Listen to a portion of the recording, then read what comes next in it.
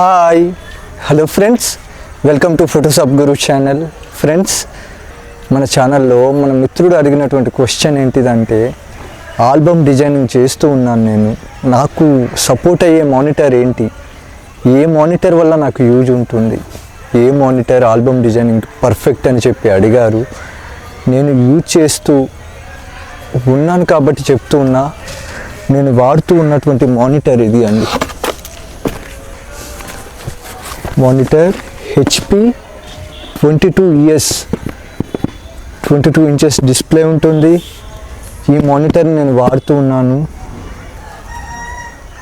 ఈ మానిటర్ అనేది చాలా సపోర్ట్ ఉందండి ఆల్బమ్ డిజైనింగ్ పరంగా. దీనికోసం పూర్తి డీటెయిల్స్ తెలుసుకునే దానికంటే ముందు ఫస్ట్ టైం మీరు మన ఛానల్ చూస్తూ ఉన్నట్లయితే తప్పకుండా మన ఛానల్ని సబ్స్క్రైబ్ చేసుకోండి, బెల్ ఐకాన్ని యాక్టివేట్ చేసుకోండి, ప్రతి వీడియోని నోటిఫికేషన్ రూపంలో పొందండి. చలో రండి ఇంకా క్లాస్లోకి వెళ్ళిపోదాం. ఫ్రెండ్స్, ఈ మానిటర్ అనేది ప్రైజ్ అనేది నేను అప్పుడు తీసుకునేటప్పుడు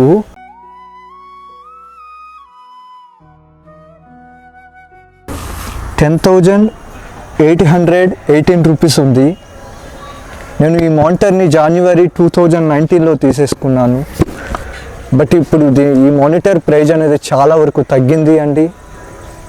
మీకు మంచి మానిటర్ కావాలి అంటే ఈ మానిటర్ని నేను ప్రిఫర్ చేస్తున్నాను, తీసేసుకోండి. ఐ థింక్ దీని ప్రైజ్ అనేది మేబీ ఇప్పుడు 6,000 అబవ్ వరకు వచ్చింది, అంటే 4,000 తగ్గింది అనుకుంటున్నాను. ఈ మానిటర్ అనేది దీన్ని చూద్దామండి. దీని డీటెయిల్స్ అనేది నేను పక్కనే ఉన్నటువంటి బాక్స్లో ఇస్తాను, దాన్ని చూసేసుకోండి. చాలా బాగుందండి ఈ మానిటర్ అనేది, దీన్ని తీసేసుకోండి. ఇదైతే ఆల్బమ్ డిజైనింగ్ పరంగా హెల్ప్ అవుతుంది. ప్లస్ దీని లుక్ కూడా డిఫరెంట్గా ఉంటుంది. నేను వాడుతూ ఉన్నటువంటి మానిటర్ ఇది అండి. ఇదే నేను వాడుతూ ఉన్నటువంటి మానిటర్. చూడండి, ఇది చాలా చాలా సన్నగా ఉంది. దీని లుక్ కూడా డిఫరెంట్గా ఉంటుంది. ప్లస్ ఏంటంటే ఏ మానిటర్ అయినా కూడా ఆల్బమ్ డిజైనింగ్ ఎవరైతే చేస్తున్నారో వాళ్ళు ఏంటంటే గామా సెట్టింగ్స్ ఉంటాయి, ప్లస్ మానిటర్ సెట్టింగ్స్ కొన్ని ఉంటాయి. వాటిని మార్చుకుంటూనే మాత్రం వర్క్ చేస్తేనే మాత్రం అవుట్పుట్ అనేది బాగుంటుంది. అలా కాకుండా వితౌట్ గామా సెట్టింగ్స్ అలా లేకుండా చేసినప్పుడు మాత్రం అవుట్పుట్ బాగా రాదు.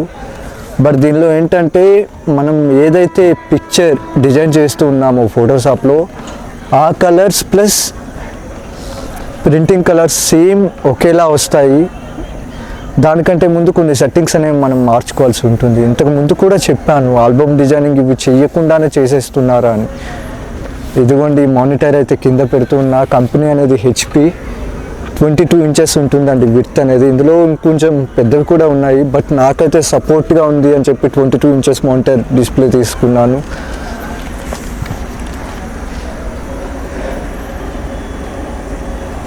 దానికోసం తెలుసుకునే దానికంటే ముందు ఒక్క విషయం చెప్తాను చూడండి. ఏదైతే మనం డిజైన్ చేస్తామో ఫోటోషాప్లో ఆల్బమ్ డిజైన్ చేసేది ఏంటంటే మనం ప్రింటింగ్ ఇవ్వాల్సి ఉంటుంది. అంటే మనం చూసేది బయట నుండి వచ్చే ప్రింట్ అవుట్పుట్ అనేది రెండు ఈక్వల్గా కావాలి. ఈక్వల్గా ఉన్నప్పుడు మాత్రమే మీ వర్క్కి వాల్యూ అనేది ఉంటుంది. అలా ఉండాలి అంటే మీ కంప్యూటర్ సెట్టింగ్స్ ఒకలాగా ఉన్నాయి, దాన్ని ఏమంటారు ఆ ప్రింటర్ సెట్టింగ్స్ అనేవి ఒకలాగా ఉన్నాయి, ఆ ప్రింటింగ్ ఇచ్చేటటువంటి కంప్యూటర్ సెట్టింగ్స్ ఒకలాగా ఉన్నాయి. ఇలా డిఫరెంట్ కలర్స్లో ఉన్నప్పుడు మీకు ప్రింటింగ్ అవుట్పుట్ అనేది ఒకేలా నీట్గా ఎలా వస్తుంది, అలా రాదు. మ్యాక్సిమం ఏంటంటే మనం ప్రింట్ ఇచ్చేటప్పుడు అనేది ఏదైనా మనం ఒక ఆల్బమ్ షీట్ ఉంది ఏది కానీ ప్రింట్ చేసేటప్పుడు ఏంటంటే దాన్ని CRT మానిటర్లో పెట్టి దాన్ని ప్రింట్ ఇస్తారు. బికాజ్ CRT మానిటర్ ఏంటంటే అది యాజ్ ఇట్ ఈజ్, అది ఫోటో అనేది ప్రింటింగ్ ఎలా వస్తుందో ఆ లెవెల్లో చూపిస్తుంది అన్నమాట. మనం డైరెక్ట్ మానిటర్ బ్రైట్నెస్ అనేది 100, కాంట్రాస్ట్ అనేది 100 పెట్టుకొని చూసినప్పుడు మనం ఏ ఫోటో తీసుకున్నా కూడా ఆ ఫోటో బ్రైట్నెస్ అనేది హైగా కనిపిస్తుంది. బట్ తీరా అది CRT మానిటర్లో పెట్టినప్పుడు ఆ పిక్చర్ క్వాలిటీ అనేది చాలా డల్గా ఉంటుంది. అప్పుడు అది ప్రింట్ ఇచ్చినా కూడా చాలా డల్ మోడ్లో వస్తుంది. కాబట్టి కొన్ని సెట్టింగ్స్ ఉంటాయి ఏ మానిటర్ అయినా. ఇప్పుడు నేను డెల్ హెచ్పి మానిటర్ చెప్పానని మీ దగ్గర ఇప్పుడు డెల్ మానిటర్ ఉండొచ్చు, లేదంటే ఇంక ఏదైనా డిఫరెంట్ టైప్ ఆఫ్ మానిటర్ ఉండొచ్చు. ఏ మానిటర్ అయినా పర్వాలేదు. ప్లస్ ఏంటంటే దానికి కొన్ని సెట్టింగ్స్ అనేవి ఉంటాయి. వీలైనంత వరకు మీ మానిటర్ బ్రైట్నెస్ని, కాంట్రాస్ట్ని తగ్గించుకోండి. ఐ థింక్ మీరు ఆల్బమ్ డిజైనింగ్ చేస్తున్నప్పుడు 35 పెట్టేసుకోండి. కాంట్రాస్ట్ 35, బ్రైట్నెస్ అనేది 35. ఇలా మీరు 35 పెట్టుకున్నప్పుడు ఏమవుతుందంటే మీరు తీసుకున్న ఫోటో ఏదైనా కూడా అది క్వాలిటీ డల్గా కనిపిస్తుంది అన్నమాట. డల్గా కనిపించడం వల్ల హెల్ప్ ఏంటి, అది సిఆర్టీ మానిటర్లో పెట్టేటప్పుడు ఈక్వల్గా వస్తుంది. మీరు చేసిన వర్క్ సిఆర్టీ మానిటర్లో పెట్టిన వర్క్ సేమ్ ఉంటుంది. అప్పుడు సిఆర్టీ మానిటర్లో పెట్టినటువంటి ఆ వర్క్ని కొంచెం లైటింగ్ అది ఇది పెట్టి ప్రింట్ ఇచ్చారనుకోండి, మస్తు వచ్చేస్తుంది అవుట్పుట్ అనేది. కొన్ని గామా సెట్టింగ్స్ ఉంటాయి. ఎలా అంటే ఈ జర్నీ ఎలా ఉంటుందంటే, ఈ ఆల్బమ్ డిజైనింగ్ జర్నీ అనేది ఫస్ట్ ఆఫ్ ఆల్ ఒక ఫోటోగ్రఫర్, ఫస్ట్ ఆఫ్ ఆల్ ఒక కస్టమర్ వాళ్ళ ఇంటిలో మ్యారేజ్, ఒక ఫోటోగ్రాఫర్ని కన్సల్ట్ చేస్తారు. ఫోటోగ్రాఫర్ తనకు వీలైనంత ఎక్కువగా హార్డ్ వర్క్ చేసే మంచి మంచి మూమెంట్స్ని కూడా క్యాప్చర్ చేస్తాడు.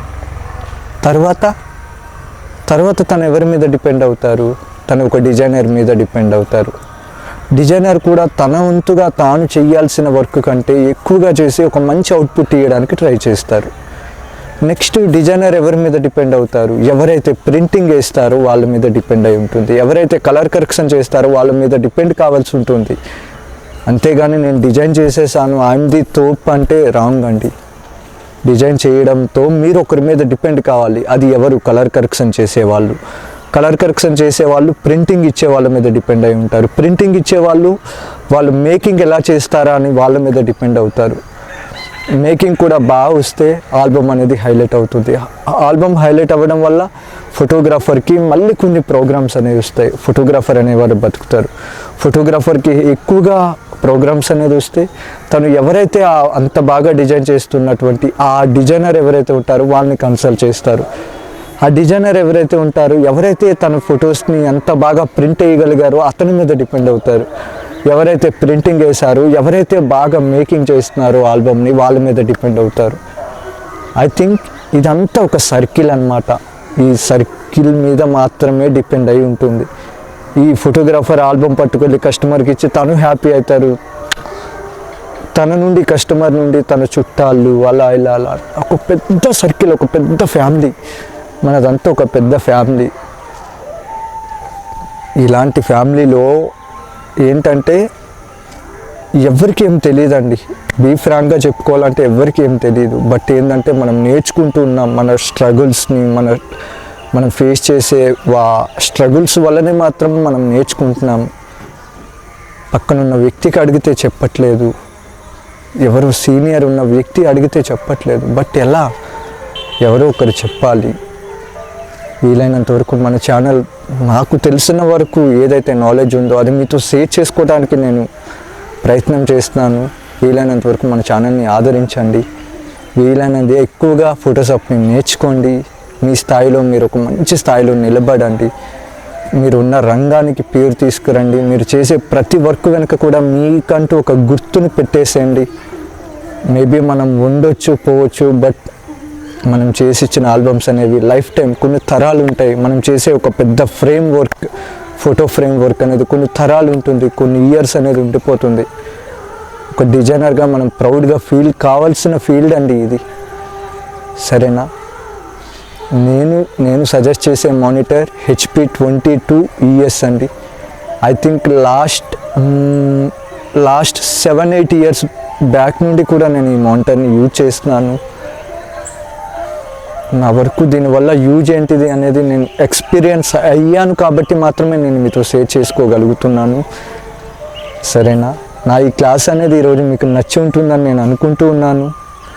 రేపటి క్లాస్లో నేను ఒక కొత్త టాపిక్తో మళ్ళీ మీ ముందుకు వచ్చి కలుస్తాను. అంతవరకు సెలవు. Bye bye. Always keep smiling. Have a great day. Tata.